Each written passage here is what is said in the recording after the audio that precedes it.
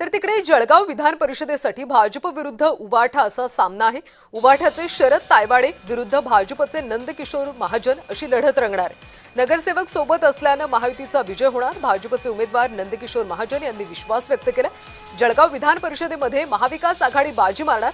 उबाठाचे उमेदवार शरद तायडेंना सुद्धा विश्वास आहे। तर भाजपच्या नंदकिशोर महाजनांना कुणीही ओळखत नाही असं शरद तायडे यांनी यावेळी म्हटलं।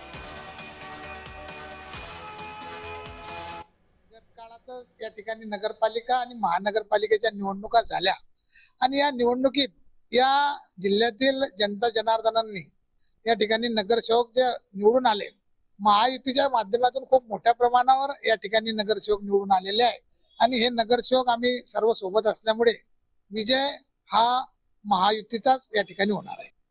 मला नाही वाटत की मोठी ताकद आहे। हा, ताकद कसली असू शकते, त्यांची धनशक्तीची ताकद जर असली तर तो विषय होऊ शकतो, परंतु मला नाही वाटत की या टायमाला काही विषय होईल। या टायमाला आघाडी हे बाजी मारणारच। विजय आपला आहे, विजय 100% आपला आहे।